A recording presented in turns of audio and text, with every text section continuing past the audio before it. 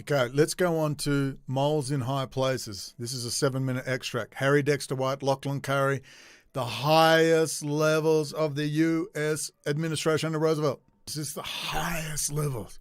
It hasn't stopped. Israel was front and center in this. Once they replaced the Silver Master sparring, Nathan Gregory Silver Master, born in China, learns a perfect English accent in China and just comes to the United States. I know, he flies over on a fucking flying carpet, wanders into the Roosevelt administration. Who opened the effing doors to these people? Oh, you know, some guy born in China with a perfect English accent just turns up in the highest levels of the US government. Nothing to see here. Don't worry about it. Move along. Just like Jonathan Pollard with suitcase after suitcase of stuff, and people were helping him carry it out the door. He's told he's on coke, he's a liar, he's a fantasist, he's a moron. Sack him, sack him, sack him, remove his security clearance. They gave him a higher security clearance. They promoted him. How is this happening? Everyone laughs about it and it just sort of stops. Where's the analysis? Israel and the political Zionist movement.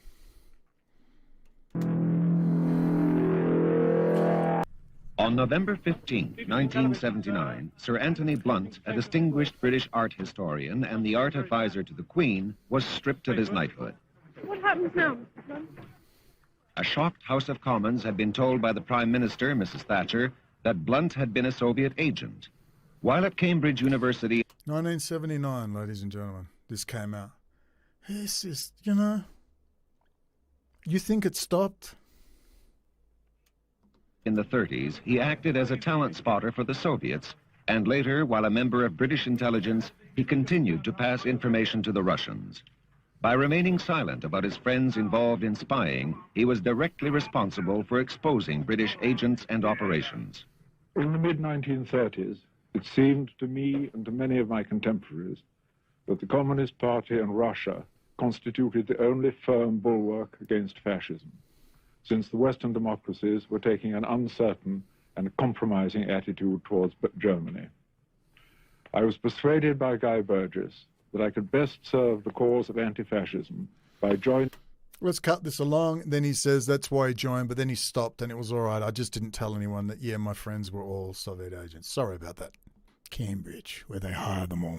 In the 1930s, where young men were recruited to rise up quietly to the highest ranks of the British establishment while secretly working for the Soviets. Did you hear that? To rise up through the ranks. I don't know. Could General Milley be one? I'm just saying. I don't think he is, but you need to get into your head the possibility that that could be so. So you'll be able to better look at the world and go, that's why this strange stuff has happened. I mean, it's clear the Bidens are completely compromised. You get that.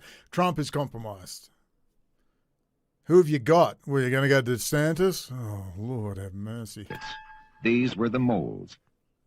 The most notorious was Kim Philby, who rose to be a senior officer in MI6, the British intelligence agency. As liaison officer with the CIA, Philby was well placed to relay vital Western secrets to the Soviets. Since 1963, Philby has lived in Moscow and is a colonel in the KGB. His tip-offs were to cost many Western agents their lives.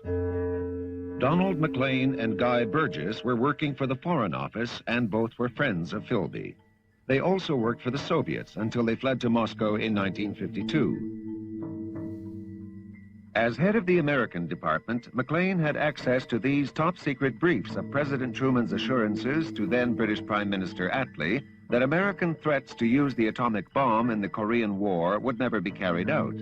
This valuable information went straight to MacLean's Soviet handlers. But there were many Americans also involved in similar activities. Who told Vladimir Putin it would be fine to attempt a full invasion of Ukraine and drive straight to Kiev? Who told him that? Why is he so cocky to this day? We're fine. Ha ha ha ha. Rubel's doing fine. Ha ha ha ha. Who's helping him? In the 1930s, Nathaniel Weil was one of thousands of young Americans who decided that the fascism of Hitler's Germany was the true enemy and that communism was the answer. He became a secret party member who took his orders from the Soviets while working for the U.S. government. Yeah, listen to this. We were to rise into positions of as much power as we could in the government, to influence the government in a socialist or communist direction. And is this ringing any bells? So that in the event of our victory, there would be trained men to take over a major governmental test. Did you hear that? In the event of the victory, the subversion and destruction of the United States, they'd be ready to go. Gore, this is ringing a few bells with me. Ding, ding. Seen here at a government conference in the 30s, Nathaniel Weil was just one of many Americans secretly working for the Soviets within the U.S. government. We were to sever all connections with known communists abruptly and instantly. We were not to express left-wing views under any circumstances. And if we saw people who seemed to us likely recruits, we would bring the name before the group where this would be discussed. But we would have no further contact with that person. In other words... Wow, that's pretty interesting. So he would rise up through the ranks and attain a position of power and not express any Soviet communist sympathies. Okay. Words, a decision would be made, and then some entirely different person would make the approach, thus preserving the clandestine nature of the film. Harry Dexter White, Assistant Secretary of the U.S. Treasury during... And extremely close to Roosevelt. Extremely close. Listen to this. There's only a few minutes to go. 4 minutes to go. Then we'll wind it up.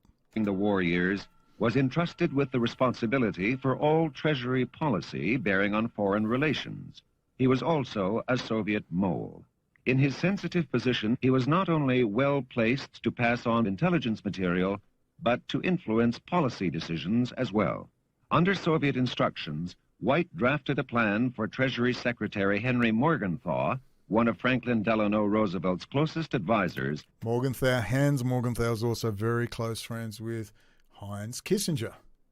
The Morgenthau plan to deindustrialize Germany, of course, the Morgenthau plan Kissinger has kindly applied to the United States, and he has been deindustrializing it, sending it all to Asia, and particularly China, manufacturing, and now they're sending the high technology to Israel. First to the south, then they collapse the north, UBI, smart cities in the north, and then they'll so on and so forth. Bit by bit, pull it apart, piece by piece. Sound familiar?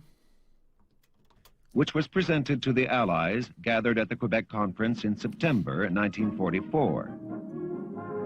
Dismissed as ill-conceived by Winston Churchill and the chiefs of staff, the Morgenthau Plan called for the total deindustrialization of Germany after the war, under the pretext of permanently disabling German militarism. It received wide publicity, particularly in Germany, where Adolf Hitler faced opposition from his own officer corps and had recently survived an unsuccessful bomb plot on his life from amongst their numbers. In the face of advancing Allied armies, German propagandists called for determined opposition as the only alternative to the grim future offered by the Morgenthau Plan. Germany was to be shattered no matter what.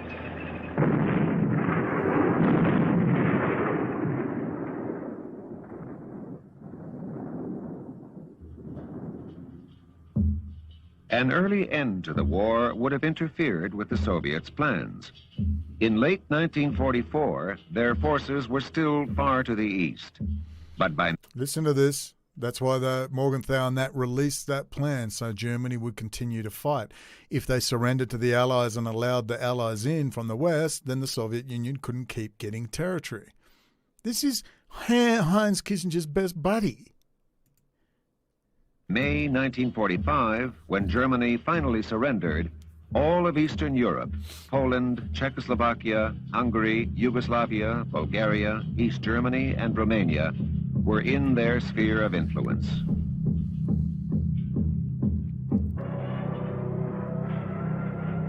Harry Dexter White's influence on behalf of the Soviets was not restricted to the European theater of battle.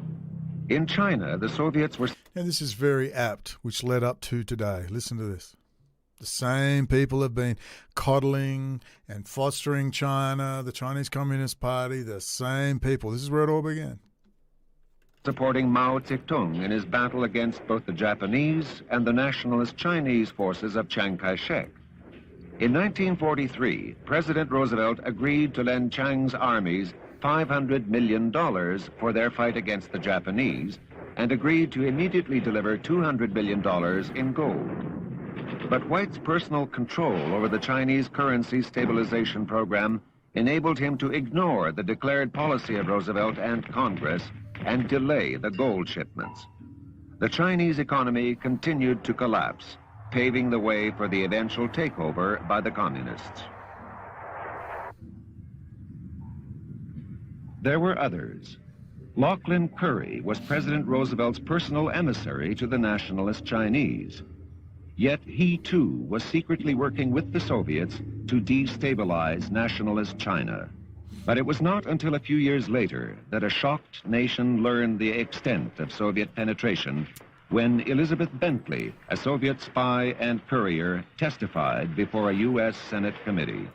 We were getting information from the Army, particularly the Air Corps, from the Treasury, from the State Department, from the OSS, from the CIAA, the Rockefeller Committee. Oh, the Rockefeller community. From the OWI. Treasury? Oh, yeah. Didn't I name the Treasury? Yes. The War Production Board? Yes, from the War Production Board, from the War Manpower Commission. She revealed that she had passed to the Soviets inside White House information that Lachlan Curry had given to her. He did pass on the information that the American government was just about to break the Soviet code. And what happened then? I relayed that to the Russians. They wanted to know which code, which I couldn't obviously tell them. But Elizabeth Bentley named Harry Dexter White as the man who did the most damage. In his appearance before a U.S. congressional committee, he denied he had ever been a communist. 2 days later, he died of a heart attack. All these people were accused by former Soviet spy masters of being espionage agents of the Soviet government. So we must assume that today the situation is worse since all of our security is broken down. So, as he says, the situation today is worse. That was 25 years, 30 years ago that this documentary was made. I hope you enjoyed that. If you're not familiar with this subject, you really need to get familiar. Past is always prologue. Always.